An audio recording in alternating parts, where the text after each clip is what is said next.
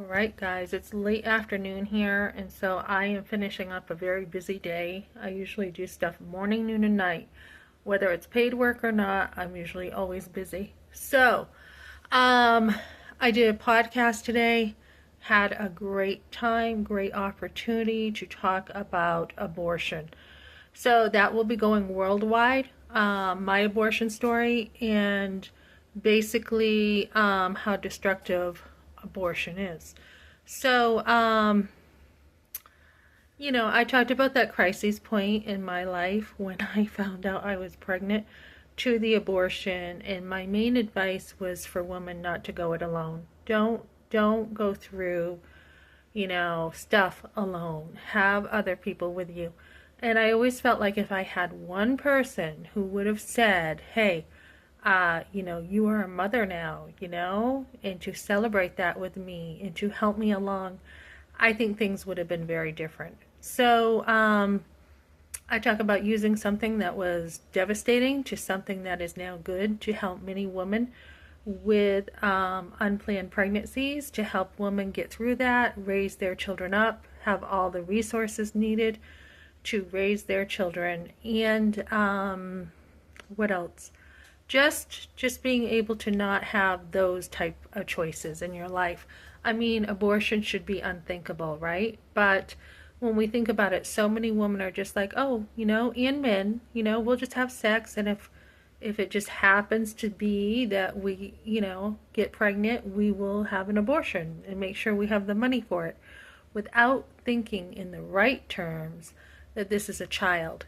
This is a child, an unborn child in the womb. So, using my voice when I didn't have a voice, it was all done in secret. I had no voice to really express myself. I had no voice to express myself with an authoritative figure, a doctor who had all the power and all the position, while I had nothing, and how I was treated in just such an awful manner, with my clothes being thrown at me to get dressed, being treated in such shameful, just awful ways, and now to have a voice that the whole world can hear and hear what happened with my child being killed. So we want to give voice to this. I'm very excited because something that was in the dark is now in the open, and it's very important for women to heal from this, to have the strength to heal, to stand up for themselves,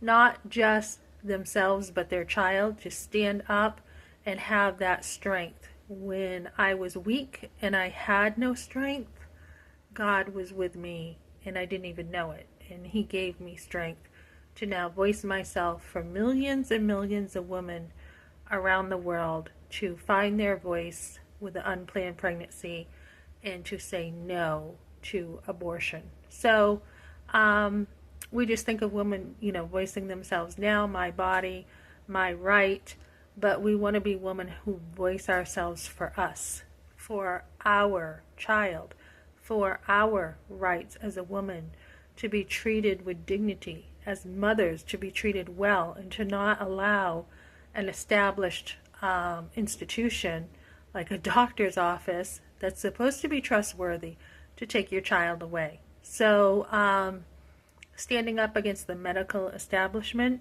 and saying, you will not be stealing my baby, you will not be killing my baby, is going to take a lot of work, and it's a voice that I am one to stand, be willing to stand against, taking advantage of young girls and families who don't quite know how to handle, a crises.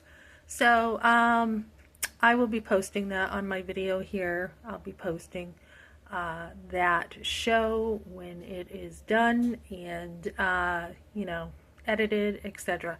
So, standing up for women, standing up for their babies, standing up for moms, and, as we build lives, I had listened today to somebody in my networking group that talked about, if you build a man, you can build a family. If you can build a family, you can build a community. If you build a community, you can build a city. Therefore, you can build a country. And it is all in the little steps of just building into people. And this is how we build our country. It's not by politics per se, although politics are important. It's by building families and building people. So this is what we want, guys. So stay tuned. I will have that in a few days on my post. But I will be doing a video too about, I don't know, I probably should just put it in here because I do have to go do some things right now. But along with building families, it's important to be a mom who's there for your kids unconditionally. So I had talked to a detective today about a son of mine that was missing, and I had let him know that he was found in a voicemail, and that detective has gotten back to me in saying because he was in a national database, we have to have eyes on him. We have to make sure that he is in a safe place now. So enjoy that safety net, ladies, when you need it with the police. You need their help. You need to make sure, you know, that when you have, you know, children who, or, you know, just someone you love and care about, who can be very vulnerable, you want them well taken care of. So use those resources too, guys, to help you keep an eye out on your guys and making sure that they're okay. Okay, thanks for joining me, guys.